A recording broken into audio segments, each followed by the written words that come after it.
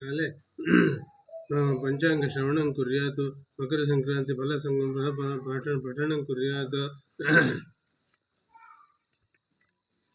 ವತ್ಸರೇಸ್ಮಿನ್ ಪೌಷ್ಯ ಕೃಷ್ಣ ಏಕಾದಶ್ಯಾಂ ದ್ವಾದಶ್ಯಾಂ ಸೋಮವಾಸರೆ ದಿನಾಂಕ 14/1/2026 ಗಟಿ 34:59 ಸಮಯ ಅನುರಾಧ ನಕ್ಷತ್ರೆ ಗಂಡನಾಮ ಯೋಗೆ ಬಾಲವಾಕರಣೆ ಸಿಂಹಲಗ್ನೆ ಪ್ರವೇಶ ನಿರೇಣ ಮಕರ ರಾಶಿ ಪ್ರವೇಶಂ.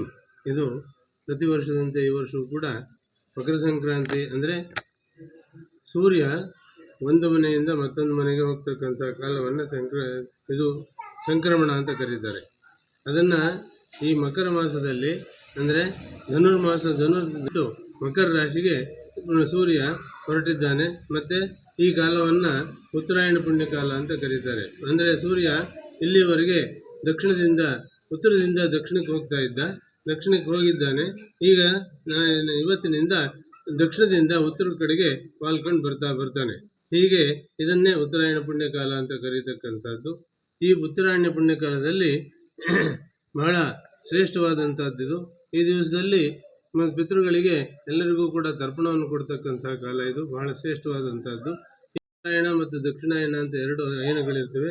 ಆ 2 ಅಯನಗಳಲ್ಲೂ ಕೂಡ ಇದನ್ನು ಪಿತೃಗಳಿಗೆ ತರ್ಪಣವನ್ನು ಕೊಟ್ಟು ದೇವತಾ ಪ್ರಾರ್ಥನೆಯನ್ನು ಮಾಡಿ ದೇವರುಗಳಿಗೆ ಇದನ್ನು ಪೂಜಾದಿಗಳನ್ನು ಮಾಡಿಸೋದು ಬಹಳ ಶ್ರೇಷ್ಠವಾದದ್ದು ಅಂತ ಹೇಳ್ತಾರೆ. ಹಾಗಾಗಿ ಈ ವರ್ಷವೂ ಕೂಡ ಅದೇ ರೀತಿಯಾಗಿ ಈ ದಿವಸ ಸಂಕ್ರಾಂತಿಯ ಫಲವನ್ನು ನಾನೀಗ ಇಲ್ಲಿ ಬರೆದಿರ್ತಕ್ಕಂಥದ್ದನ್ನು ಹೇಳ್ತಾ ಇದ್ದೀನಿ.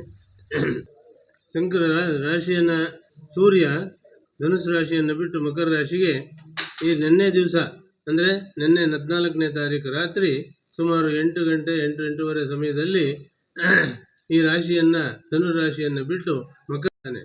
ಹಾಗಾಗಿ ರಾತ್ರಿಯ ವೇಳೆಯಲ್ಲಿ ಅವನು ಬಂದಿರೋದ್ರಿಂದ ರಾತ್ರಿಯಲ್ಲಿ ಹಬ್ಬವನ್ನು ಆಚರಿಸೋಕ್ಕಾಗೋದಿಲ್ಲ ಅಂದ್ಬಿಟ್ಟು ಈ ಮಾರನೇ ದಿವಸದಲ್ಲಿ ಈ ದಿವಸವೂ ಕೂಡ ಉತ್ತರಾಯಣ ಪುಣ್ಯಕಾಲ ಇರೋದ್ರಿಂದ ಈ ದಿವಸ ಇದನ್ನು ನಾವು ಆಚರಣೆ ಮಾಡ್ತಾ ಇದ್ದೀವಿ.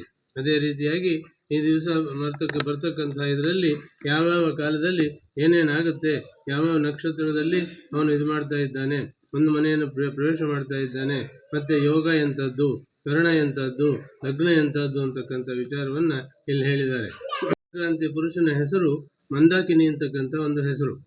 ಇದು ಈ ಮಂದಾಕಿನಿ ಅಂತಕ್ಕಂಥ ಒಂದು ಹೆಸರಿಂದ ಬರ್ತಕ್ಕಂಥ ಒಂದು ಫಲ ಏನಪ್ಪ ಅಂದರೆ ರಾಜರಿಗೆ ತುಂಬ ಪೀಡೆ ಉಂಟಾಗುತ್ತೆ. ಅಂದರೆ ರಾಜರಿಗೆ ತೊಂದರೆ ಆಗುತ್ತೆ. ಅಂದರೆ ಈಗಿನ ಕಾಲದಲ್ಲಿ ರಾಜರಿಲ್ಲ, ಹಾಗಾಗಿ ಮಂತ್ರಿಗಳು ಇರ್ತಾರೆ, ಅವರಿಗೆಲ್ಲ ಸ್ವಲ್ಪ ತೊಂದರೆ ಆಗ್ತಕ್ಕಂಥ ಅವಕಾಶಗಳು ಈ ವರ್ಷದಲ್ಲಿ ಇದೆ. ಮತ್ತು ವಾರ ಇವತ್ತು ಬೃಹಸ್ಪತಿ ವಾಸರ ಅಂದರೆ ಗುರುವಾರ. ಈ ಗುರುವಾರವಾದ್ದರಿಂದ ಈ ದಿವಸ ಈ ಒಂದು ವರ್ಷದಲ್ಲಿ ಈ ವರ್ಷದಿಂದ ಇವತ್ತಿನಿಂದ ಮುಂದಿನ 27ನೇ ಇಸವಿವರೆಗೂ ಇದು ನಡೆಯುತ್ತೆ. ಹಾಗಾಗಿ ಈ ಒಂದು ಮುಂದಿನ ಫಲ ಅಂದರೆ ಈ ವರ್ಷ ಪೂರ್ತಿ ಈ ಗುರುವಾರ ಇದನ್ನು ಸಂಕ್ರಮಣವಾದ್ದರಿಂದ ಅದರ ಫಲ ಗಾಳಿಯ ಬಡಿತ ತುಂಬ ಜಾಸ್ತಿ ಆಗುತ್ತೆ.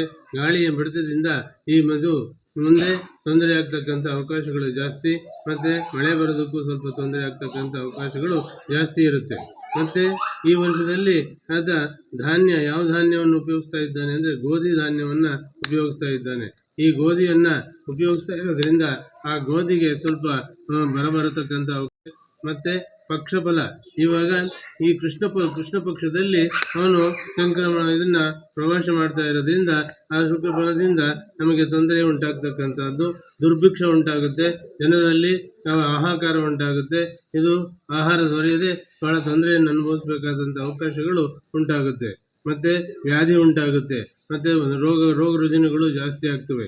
ಹೀಗೆಲ್ಲ ಆಗ್ತಕ್ಕಂಥ ಅವಕಾಶಗಳಿದೆ. ಮತ್ತು ಚೋರ ಭಯವೂ ಕೂಡ ಉಂಟಾಗುತ್ತೆ, ಕಳ್ಳಕಾಕರ ಇದು ಈಗ ಇಲ್ಲಿವರೆಗೆ ನಮಗೆ ಎಷ್ಟೋ ವರ್ಷಗಳಿಂದ ಕಳ್ಳಕಾಕರ ಕಾಟ ಸ್ವಲ್ಪ ಕಡಿಮೆ ಆಗಿತ್ತು. ಈಗ ಅದು ಜಾಸ್ತಿ ಆಗ್ತಕ್ಕಂಥ ಅವಕಾಶಗಳನ್ನು ಈ ಒಂದು ಕಾಲದಲ್ಲಿ ನೋಡ್ಬೋದಾಗಿದೆ. ಮತ್ತು ಕಾಲ ಒಳ್ಳೆಯ ಕಾಲ, ಯಾವ ಕಾಲದಲ್ಲಿ ರಾತ್ರಿಯ ಹೊತ್ತಿನಲ್ಲಿ ಅದು ಪ್ರವೇಶ ಮಾಡ್ತಾ ಇರೋದ್ರಿಂದ ಇದಕ್ಕೆ ಕಾಲದಲ್ಲಿ ಫಲ ಉಂಟಾಗ್ತಕ್ಕಂಥದ್ದು ಕ್ಷತ್ರಿಯ ಫಲ. ಕ್ಷತ್ರಿಯರಿಗೆ ಸೌಖ್ಯ ಉಂಟಾಗುತ್ತೆ. ಅಂದರೆ ಕ್ಷತ್ರಿಯರು ಯಾರಿದ್ದಾರೋ ಅವರಿಗೆಲ್ಲ ಅವಕಾಶಗಳು ತುಂಬ ಒಳ್ಳೆಯದಾಗ್ತಕ್ಕಂಥ ಅವಕಾಶವಿದೆ.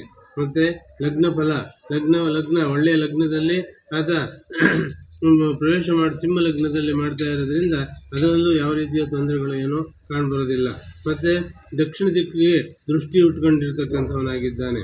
ದಕ್ಷಿಣ ದಿಕ್ಕಿಗೆ ದೃಷ್ಟಿ ಇದೆ ಒಂದು. ಮತ್ತು ಆಗ್ನೇಯ ದಿಕ್ಕಿಗೆ ದಿಗ್ಗಮನವಾಗ್ತಕ್ಕಂಥದ್ದು. ಹೆಚ್ಚಾಗಿ ಇದು 4ನೇ ಮಂಡಲ ಫಲ, ಇದು ಬೆಲೆ ಹೆಚ್ಚಾಗ್ತಕ್ಕಂಥ ಅವಕಾಶಗಳಿವೆ. ಮತ್ತು ಸುಭಿಕ್ಷ ಉಂಟಾಗುತ್ತೆ, ಮತ್ತು ಯೋಗ ಫಲ ಉಂಟಾಗುತ್ತೆ.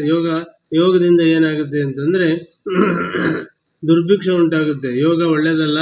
ಈಗ ಗಂಡನಾಮ ಯೋಗದಲ್ಲಿ ಅವನು ಪ್ರವೇಶ ಮಾಡಿದ್ದಾನೆ. ಹಾಗಾಗಿ ತೊಂದರೆ ಆಗ್ತಕ್ಕಂಥ ಅವಕಾಶಗಳು ಜಾಸ್ತಿ ಇದೆ. ಮತ್ತು ವ್ಯಾಧಿ ಬರ್ತಕ್ಕಂಥ ಅವಕಾಶಗಳು ಕೂಡ ಇದೆ. ಮತ್ತು ಕರಣ ಯಾವಂಥದ್ದು ಅಂತಂದರೆ ಬಾಲವಾಕರಣ ಅಂತ ಇದೆ. ಆ ಬಾಲವಾಕರಣದಲ್ಲಿ ಆತ ಪ್ರವೇಶ ಮಾಡ್ತಾ ಇರೋದ್ರಿಂದ ಬಹಳ ಚೇಷ್ಟೆಯನ್ನು ಮಾಡ್ತಾನೆ. ಚೇಷ್ಟೆ ಮಾಡಿ ಎಲ್ಲರಿಗೂ ತೊಂದರೆಯನ್ನು ಮಾಡ್ತಕ್ಕಂಥ ಅವಕಾಶಗಳು ಬಹಳ ಉಂಟಾಗುತ್ತೆ. ಇದು ಮತ್ತು ಆತ ತುಂಗಾ ನದಿಯಲ್ಲಿ ಸ್ನಾನ ಮಾಡ್ತಾ ಇದ್ದ.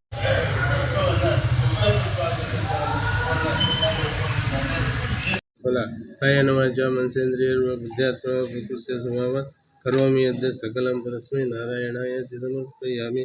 ಓಂ ತತ್ಸತ್.